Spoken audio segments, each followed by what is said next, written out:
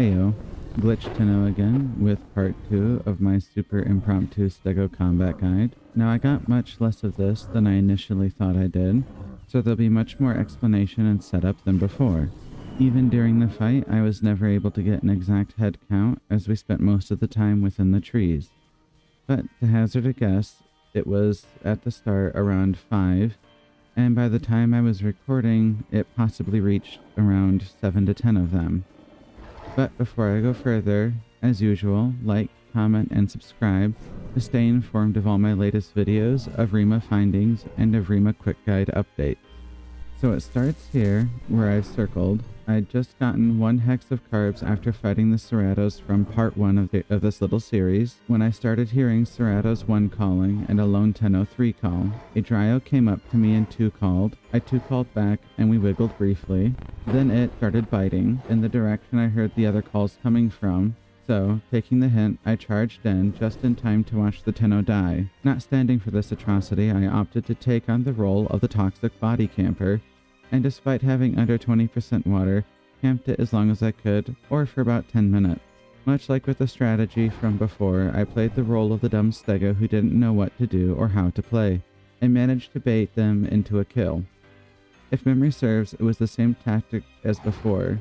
Give a fast swing to one side, then immediately turn and fast swing on the other side for the kill that I mentioned in part 1. But I don't remember exactly. I really wish I would have been recording for the entire engagement. Oh well.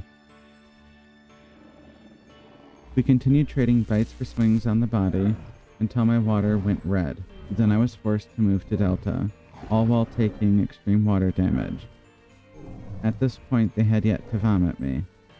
But on my trot to Delta River, they did manage a couple vomits, putting me back into poor diet, and the fast swing out one side and forward fast swing out the other managed to kill another Cerato on the way.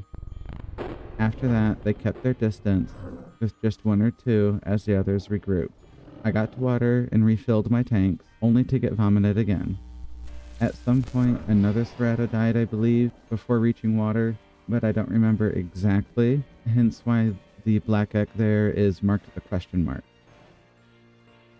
We skirmished by the water's edge for several minutes before the server's 15-minute restart warning came up. At that point, I knew all I needed to do was to outlast them. The bleed was piling up severely on me, and my poor diet was beginning to take a huge toll. But even then, I managed to down several more. For 10 more minutes, we fought. The recording I have takes place just shortly before the 5-minute warning comes up. And now, on to the fight proper. So this first swing I was too slow, but I was attempting to catch the Cerato on the way in, which can oftentimes also position the forward half of your body out of their bites, but only if you're quick enough. Then I go for the tried and true double fast swing, but the vomit stops me. Something to note here, you'll see me often either around a large tree or rock. This is to cut off attack routes for the Ceras, so I have less to pay attention to and can keep them coming in at my fast swing angles a bit more easily. Another thing to note, not just about Stego but about all dinos in the game, they all use the base human first-person or third-person Unreal default collision capsule, situated usually within their hips. Only changes I'm aware of are to height and width based on the dino. So if you're in a rough patch like I am, you can ram your head inside of objects to avoid taking headshot damage. Unreal does offer dozens of ways to very easily prevent this. The simplest would be to just add another collision ball on the heads of all dinos, or go with a more accurate animal collision model. This has been in the game for so long I can only assume it's intended gameplay at this point. I'm not being sarcastic or joking or taking a dig at the devs. It's a really easy fix, so my only assumption is that it really is intended gameplay. Hence why I suggest to everyone to use it as much as possible when they're in a situation like this.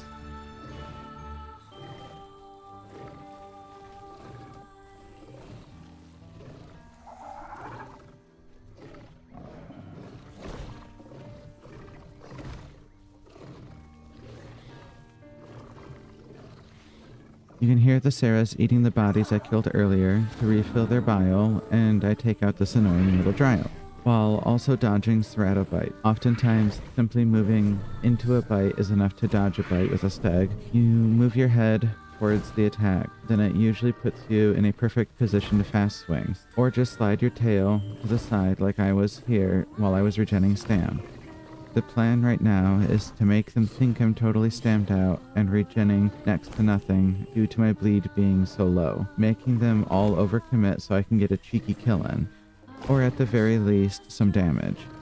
Though I do end up overcommitting myself a bit here and wasting all the stam I do regen. While I don't know the specific numbers, a good rule of thumb is that your bleed percentage is the rate of stamina regen. So 50% bleed means 50% of base stam regen, or worse. You can see at this point, I've basically stopped regenning stam. So while I whiff a few swings here, I'm honestly really lucky they're being as cautious as they are. If they had all bum rushed me, I would have folded easily, especially during the 3-ish second vomit animation.